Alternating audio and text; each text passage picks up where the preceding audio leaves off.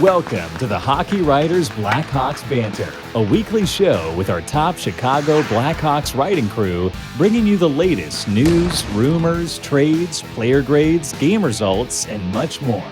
From training camp to the playoffs, from Chelsea Dagger to the Madhouse on Madison, our team covers everything that happens with the Hawks. So get comfortable, grab a beverage. It's time for some Blackhawks Banter. Blackhawks Banter.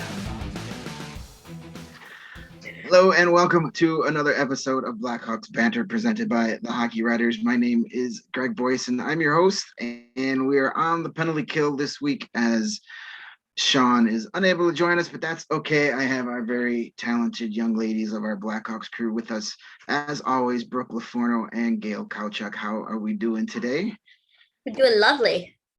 All right. We're excited. Everybody's excited across the Hockey Writers. We're like just over a week away from the start of the season. So there's a lot of great stuff going on.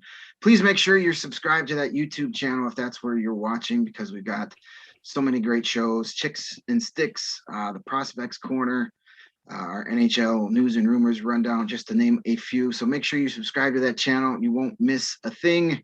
Also, of course, there's Twitter. I'd say like our Facebook page, but I don't know if that exists anymore. So just stick to us on Twitter. Follow the Hockey Writers and all of us individually. Hey, and if you use Discord, we're trying that out too. All of us are over there. Join the Hockey Lounge over on Discord. Join the chat over there as well. And one last promotion. The Morning Skate. Make sure you signed up for that. That's our great daily newsletter. So get all the latest news sent right to your inbox. Head over to morningskate.io and you can sign up for that great resource as well. So that's all that fun stuff. Speaking of even more fun stuff, we have actual hockey games to talk about for the first time in a long time. Even though it was a shorter off season than usual, it still took forever to finally see the Blackhawks back on the ice. But last Wednesday, our favorite team opened up the preseason at the United Center with a 4-3 shootout loss to the hated Detroit Red Wings. The good news that Jonathan Toews was back on the ice for the first time since the 2020 playoffs, and he actually had an assist in a very impressive first game back. That lineup was missing a lot of the players we will see on opening night. So we got to give us a chance to look at some of those guys battling for those last couple roster spots. So, Brooke, we're going to start our discussion with you in our preview post that you can read over at thehockeywriters.com. You said that your biggest positive, your biggest takeaway from that first preseason game was the play of the centers. What did you like the most out of that group, and has you excited? Honestly, just their face-off win percentage, and they went 49.7% of the face-offs, which is actually pretty good considering last season we got excited whenever they went over 36. That was impressive. So the fact they did that just coming back for the first game, I thought was amazing. I think Toews won like 70% of the face-offs, which is amazing. And that's where the team has really missed him. But overall, I think the center group performed very well, and that was encouraging. That's a very big plus. I talked about it last year. I think we all did about how that needed to improve, and it showed in the first game. So that's exciting. For sure. You've got to be strong down the middle if you want to compete at that level. Gail, you were a big fan of Philipp Kurashev's first game against the Red Wings. Do you think he's a lock to be an opening night roster, or with all these new additions, these new faces, is he going to be down to the wire for him? What do you think? Yeah, this is a really tough call. You know, I was highly impressed with Kurashev. He actually, this first game, had a chance to play with Jonathan Toews and Dominik Kubalik. Took full advantage. He looked like he really fit in there. He looked like he had some really good chemistry with Toews. There was a goal. There was a goal where they had a nice little back and forth. Actually, Kubalik was the one that scored it, but he just looked good there, and he looked like he could be a nice fit with those two. We already know that Toews and Kubalik are kind of joined at the hip, so to speak, because they had such great chemistry together in the past. And Kurashev, he had a pretty decent year last season. 8 goals, 16 points in 54 games. He adds some more depth to the roster, but he is one of the only ones that is waivers exempt, which means that you've got lots of players in front of him Adam Gaudette, Henrik Borgstrom, Alex Nylander. They will all have to, clear waivers to go to Rockford. So it's a numbers game. And I think that Kurashev probably deserves to be on the roster over, well, some of those guys, especially one of them. I'm sure you all know who I'm talking about. But will he be? I don't know, because the business side of things, it's so easy for them to put him in Rockford and keep some of these other guys up there and not lose anybody for nothing. So I think that he should be, but I'm not sure if he will be to start. He's headed in the right direction, though. I think we'll see him. I'm just not sure if he's got enough to really to start on that opening line. Yeah, it's going to be definitely a tough choice for the Blackhawks coaching staff and front office what to do there. I think he should be there.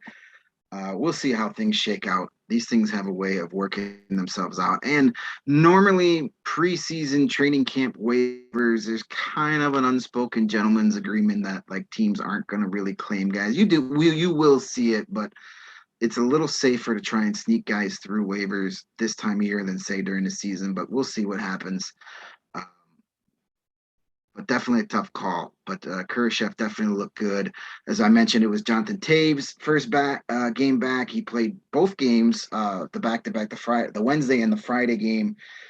Played almost 23 minutes in that first game back, which is a little much, I think. Especially, remember last week we just talked about, hey, we need to manage his minutes, and there he is leading the team in ice time the first preseason game. But it was toned down a bit the second game, but Brooke, you mentioned the faceoffs in the two games, the game against Detroit and the first game against St. Louis. He won over 71% of his faceoffs. That's unbelievable. So, yes, welcome back, number 19 for sure. And one other guy I was excited and impressed by that first game was Lucas Reichel. We've heard a lot about him. We finally got our first chance to look at him, and he didn't look out of place. He was aggressive. We only had one shot on goal in the game, but he was definitely noticeable. He was good on the forecheck. Didn't look out of place, and that's what you want to see out of a young kid like that. So that will take us to Friday night. The Hawks were back on the ice. The Blues were in town, and it wasn't a pretty one. They doubled up the score on our Blackhawks 6-3, and that had a lineup dressed with more of the players we're going to see when these games start to count on a nightly basis. So kind of the flip side from the first question when we talked about what we liked, what concerned us out of that second game. Gail, you pointed out Patrick Kane and Seth Jones, that game against the Blues. They didn't look like themselves or what we need out of them. Are you chalking it up to just that being their first preseason action, or are you concerned?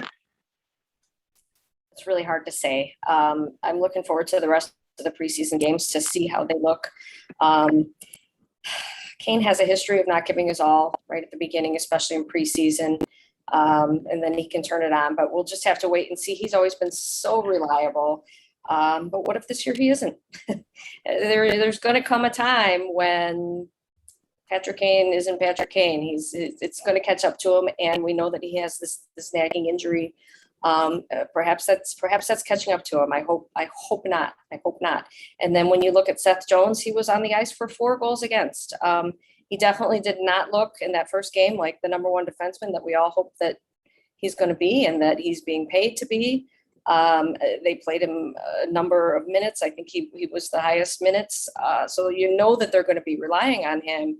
This is what he's getting paid for, is to handle that pressure and to handle those tough situations. So hopefully he's just working out the kinks. But both of them are going to be people I'm going to keep an eye on as we go here, because we would expect more out of them. First game, though, it's just preseason, so let's not get too worked up. Yeah. It's definitely something to watch, but I wouldn't be losing any sleep. Actually, Jeremy Collins was asked about that nagging injury, if that was affected him earlier, and this is what he said. He said, quote, "He seems like he's strong and fresh, and he looks good in practice. He's going hard. He's not going too crazy early in camp, but he's got his eye on that first game, and he'll keep building." So I don't know if that makes me feel better or not, but we'll see. It kind of doesn't, does it? It just seems fishy. Yeah, it's kind of like, yeah, But we'll see. As you mentioned, there have been nights, as much as we all love Patrick Kane, there are nights where we're like, hey, he doesn't really care that he's there. And as a veteran preseason, it's totally understandable. So hopefully nothing too serious to worry about. Brooke, you saw what I think all of us saw in that Blues game, and that was a lot of the same old from this Jeremy Colleton coached Blackhawks team. They were grossly outplayed for most of the game. They were outshot. Was it 40-27? A slow start. All the same stuff that have been problems for the last 3 years. Does that have you worried heading into the season, or again, preseason? Not going to worry about it. Yes, it does. And I kept trying not to, but I'm going to do my best Greg impression here. It's Colleton. It makes me think it's coaching. This is a coaching issue because we got a bunch of new faces, and a lot of those players against St. Louis were starters. There was Kane, there was DeBrincat, there was Kubalik, and they were playing the exact same way. And it seemed like the power play is a struggle. That seems like nothing has changed. People were skating around our defensemen like cones. It seemed like a lot of players felt out of place, or there's like absolutely no chemistry. No one knows where anyone is. It seems like this is a problem, and it does concern me a little bit because even with all of our starters and our revamped defense, besides Murphy, because he was out against St. Louis the first game, they still let up over 40 shots on goal, even with Fleury, even with Colin Delia. That's the same problem they had with Corey Crawford and Robin Leonard. So it's like, okay, is the product still going to be the same, even with better faces? That system. So it does concern me a lot because it's preseason, but it looks exactly the same as last year. But again, I'm trying not to let that affect me. But when you keep seeing it, that same pattern, it's a little bit concerning. Yeah. And shot suppression has never been a strength of this team since Colleton took over. So I think we just have to deal with it and say prayers for our goaltenders, because it is what it is until something has changed. And we'll see if it's the players or the system. Guys like Duncan Keith and Brent Seabrook look bad playing in this system. We'll see if it was just that they were, deteriorating, or we get new faces like a younger Seth Jones. And if he's bad, maybe it's the system. But, hopefully those things work out. It's preseason. I was the one last week that said, let's not freak out over preseason. So let's take a breath and not freak out. So we've got 9 days before we can start freaking out for real. Yeah, exactly. So we're gonna talk about our goaltending, and it seems a little strange to talk about goaltending without Sean, but we're gonna do it anyways.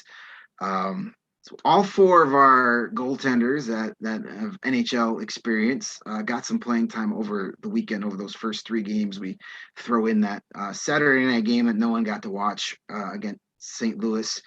The results were mixed. Kevin Lankinen, Marc-Andre Fleury, Colin Delia, they all got action. They all looked a little rusty, but again, goaltenders, they need to play catch up, more time to catch up than I think the skaters do. It was Malcolm Subban that actually had the best performance in those first 3 games. He had 31 saves in that 5-1 win at the Blues on Saturday night. And as I just said, the goaltenders usually need more time to catch up and get used to the game action. So, Brooke, do you still think that it's Fleury-Lankinen the tandem for going into the season? Nothing's going to change, or did that Subban performance make you think twice? No, to be honest, in my mind, I don't think there's ever a question about that tandem. In my mind, I always thought it was going to be Fleury or Lankinen unless someone got hurt. And maybe that's not exactly fair to Colin Delia and Malcolm Subban, but that's what it is. When you got Fleury, you're going to have to go kind of just through the motions and go best one next, which was Lankinen for a good while. So I do think that's it. I don't think the next couple of games are going to change that fact, but I'm okay with that. I think that's actually a fine tandem going into next season. So I think it's good news, but yeah, I don't think there's a question in my mind there that that's the tandem it's going to be. Yeah, I don't think anything outside of an injury, like you said, is going to change that this preseason. Back to Malcolm Subban, Gail, do you think, if he plays well the rest of the season, you think the Blackhawks should try and trade him to a team that might need a veteran backup or dealing with injuries, or do you try and sneak him through waivers and send him down to the IceHogs, maybe taking time away from a younger goaltender that needs to develop? What would you try and do if you're not going to carry Malcolm Subban as your backup? You mentioned this gentleman's club of not picking people go up, but I don't know. I'm not sure if you could sneak him through waivers. I think somebody likely would pick him up. He's a solid backup. If they can trade him, I think they should. I think that they're pretty high on Arvid Soderblom and Colin Delia, so they've got their guys there. You mentioned the Lankinen and Fleury. He's kind of the odd man out. So I say if they can trade him for future assets, that's really what they should probably do. Yeah, I agree with that for sure. If there's a market, there's always a market for veteran goalies. So maybe you can get a late draft pick for him and put him in a situation where he'll get to play, because he seems like he should at least be a backup somewhere. Yeah. We're going to take a quick pause just to remind all you guys, if you're watching on YouTube, click that subscribe button so you don't miss a thing. We've got tons of great shows going on over there, not only on the YouTube channel, but wherever you listen to your podcast. If you just want the audio version, we have our veteran shows like the Grind Line with our Red Wings buddies and the Maple Leafs Lounge. And we have a whole bunch of new shows. There's What's Kraken, the Seattle Kraken show, and we have a new Columbus Blue Jackets, Flyers, and Arizona Coyotes show as well. So listen, you follow us on YouTube, you subscribe to that channel, you are going to be the most informed hockey fan in your circle of friends. And that's all that really matters, right?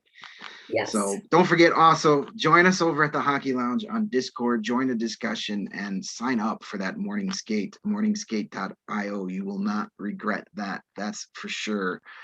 But now back to the Blackhawks. We've had 3 preseason games on their belts. They're playing, we're recording this before they take to the ice against the Red Wings here Monday night.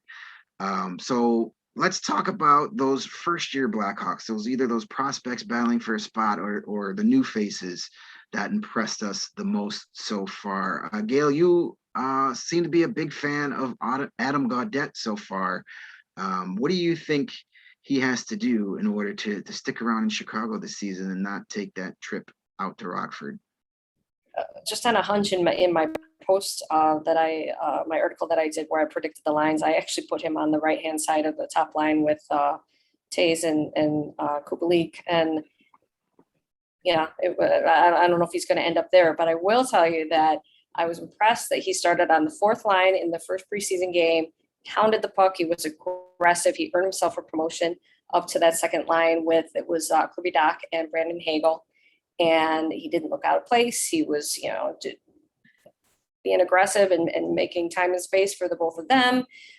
He had 6 shots on goal, which was second only to Hagel, who I think had 8 shots on goal. 2 hits, 2 takeaways, 2 block shots. Even Saturday night when they played with the Scrubs in Kansas City, he assisted on Colton Dach's goal. So I just think that he's raring to go and he really wants to be a part of things. And it seems like he could be a good fit there, maybe on a second line or third line energy type of guy. Motivated for a fresh start. He appears to have handled all of his stomach and diet issues from being in Vancouver. So I'm excited. Let's see. Maybe he'll be a good breakout player for the season. Yeah, you meant the 2 most important things you mentioned there about him is that he's healthy. He's got that whole thing under control. He's been able to add weight, which he's never been able to do before. And he's playing with a chip on his shoulder. He wants to prove the Canucks wrong. And that's a good thing to have, I think, for a young player. So definitely be checking him out this season and seeing how he progresses. Brooke, in our preview post for this show, both you and Sean mentioned Henrik Borgstrom, we got late last year from the Florida Panthers. You guys are both excited for what he's brought so far. What aspect of his game has you the most excited about what he may or may not be able to do this season? I'm kind of just excited about the unexpected because I was really surprised by him. And maybe I shouldn't have been because he has some NHL experience, but he did play in the Finnish league last year. So that, you can kind of take that as he would be really rusty. And I didn't see that with him. He won 47% of faceoffs in game 1, which I thought was pretty good considering that he hasn't been in the league for a while. And the other thing I liked is he's got some physicality to his game. He just seems really comfortable, really strong with the puck. And I'm going to say Reichel impressed me too. He showed some glimpses, but right now, Henrik Borgstrom, I think, is the one that looks really ready. And I was kind of surprised that I feel that way, but I think he'll be the one to watch. I think he might have been a sneaky good pickup. He can win faceoffs. He can bring that physicality. He's just a strong player from what I've seen. So I think that's exciting. And this is our, chance again for our public PSA to trade Dylan Strome, because now it seems like if he fits in here somewhere, then that's going to move Strome out. So who knows, but I'm excited about it. He's got some size too, doesn't he, Borgstrom? A little bit. Yeah, he does. He definitely can. He's got that NHL frame. And the last few seasons that the European scouting staff for the Blackhawks has a pretty good track record. So let's give them the benefit of the doubt. Maybe they got another gem here, in Borgstrom. That's the reason they wanted him so bad. They were willing to take on Brett Conley's contract, which is a stinker. So there must be something there. So we got a glimpse of that. Hopefully we see more and more as the season progresses. Last week, maybe we were foreshadowing, maybe we were predicting the future, but last week we had fun with the Team Kales hashtag and talk about Caleb Jones. And then he went out and played 2 really good games against Detroit and the Blues. I mean, Seth Jones is the one that had all the fanfare, but Caleb had the better weekend out of the 2 of them. In that first game against Detroit, he had an assist.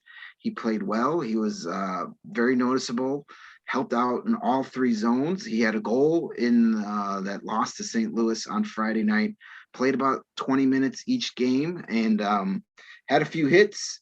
The biggest, he had 4 hits, 4 block shots in those 2 games combined. And the biggest thing that I liked, that only 1 giveaway in those 2 games. In 40 minutes of ice time, only gave away the puck 1 time. Sweet Jesus, we need more of that on this team. So good start for Team Kales. So we jokingly became huge fans of them last week, and now we may stick with that. Go Team Kales. We're all about it here. You heard it here first. When NBC Sports Chicago steals that hashtag from us in a couple of weeks, you remember where it started. Yeah, the second you got that nickname, he showed up and showed out. Yeah, I'm not going to take credit for it, but I'm going to kind of take credit for it. Let's go try out something new here to wrap up our show. A little rapid fire segment I'd like to call the Shootout. We're just going to have some quick rapid pace questions. Give us a quick answer on how we think these things are going to go. And if we have fun with this, maybe this will be a regular closing segment going forward. So we mentioned Dominik Kubalik earlier. He has 2 goals in 2 preseason games before Monday night's game. And if he stays healthy, how many goals is he going to score in his first full 82 game season in the NHL? Brooke, how many goals for Kubalik this year? I'm going to say kind of middle of the road here, 25. I think he's capable of that. All right, Gail, what do you think? I will one-up you, Brooke. 30 goals in 68 games in his rookie season. Not a bad year last season as well. And I'm going to go with 28 goals for Kubi this season. 28. All righty. I'm going to go with a very specific number and go with 32 goals for Kubalik. I think he's going to do well on that power play. But then again, 82 games. Hockey's a funky sport. Will he stay healthy? Will Jeremy Colleton play him first line minutes like he should be? We shall see, but I'm going with 32. All right, round 2 of the Shootout. Alex DeBrincat is going to be back on the penalty kill this season. How many shorthanded goals do you have the Cat scoring this year, Gail? I can't wait to see the shorty get some shorties. And I know he's up to the task. Oh my God, stop me right now. 3 shorthanded goals for DeBrincat. Brooke, how many shorties for DeBrincat this year? My first thought was 7, but that seems very high. So I'm going to go 4. All right. I'll be, look at me. I'm going to be the optimistic one, the most optimistic one out of the group. I'm going to say 5 shorthanded goals for Cat this year. I think he's going to sneak up on some people. Round 3 of the Shootout early on, it definitely appears that young Mr. Wyatt Kalynuk is going to make this team. They're big on him, and the 6th defenseman is going to come down to our favorite new face, Caleb Jones and Riley Stillman. Who do you dress on opening night with that 6th defenseman, Stillman or Jones? Brooke, who you got? Realistically, I think it's going to be Stillman because they paid him, they extended him, and I think they're going to slot him in there at some point. But I do think Caleb will be up at some point. But on opening night, I do think I'd go with Stillman. Okay, Gail, Stillman or Team Kales? I was leaning towards Stillman until the last couple preseason games, and seeing that Caleb Jones is really trying to make that spot, and he's hungry for it. And I think he's going to get the benefit of the doubt, being Seth's brother. I see it as a rotation probably in the long run, but if you're going to, tell me that I need to make a decision for opening night, I'm actually going to go with Caleb. Sounds good. Yeah, opening night, Caleb gets my vote too. Surprise, surprise. But as you mentioned, I think as the season goes on, Stillman and Jones might be interchangeable, and Kauchak too. I think all three of those rotated. Yeah. When you need more physicality, you're playing a bigger, tougher team, you're going to go with Stillman because that's what he brings. But if you need more athleticism and maybe a little bit of offense from the back end, you'll go with Jones. So you'll play the matchups, I think, and ride that hot hand. All right, final round of the shootout. Here's our guy, Alex Nylander. He has been pretty much the exact opposite of impressive in training camp and preseason so far. So real quick, where does he start the 21-22 season? Not where should he, but where will he start? Will he start with the Blackhawks, the IceHogs, or on another team? Gail, where does Nylander start in a couple of weeks? I don't think anybody's going to risk taking Caleb. He's recovered, or Caleb Nylander. He's recovering from knee surgery. I think he'll easily clear the waivers and he'll start the season in Rockford. Okay, Brooke, Chicago, Rockford, Mars. Where's Nylander playing?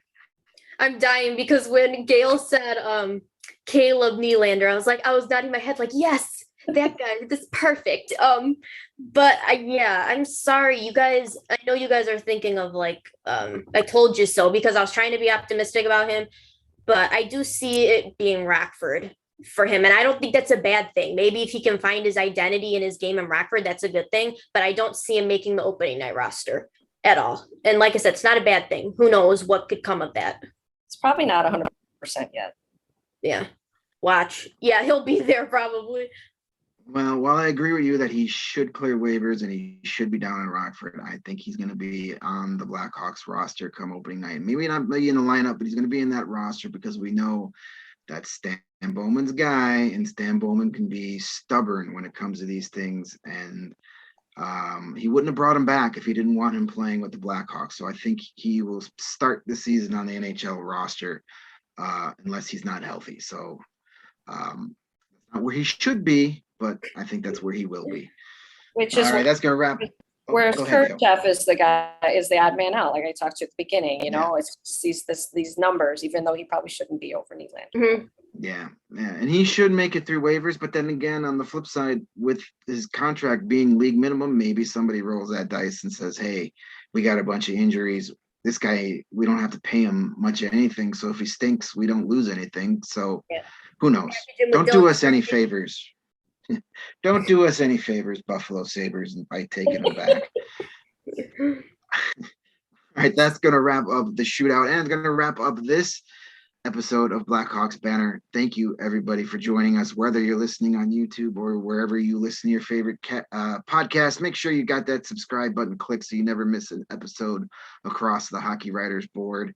Once again, come find us at the Hockey Lounge on Discord. Subscribe to that morning skate newsletter. Thank you, Brooke and Gail, for coming on and talking Blackhawks this week.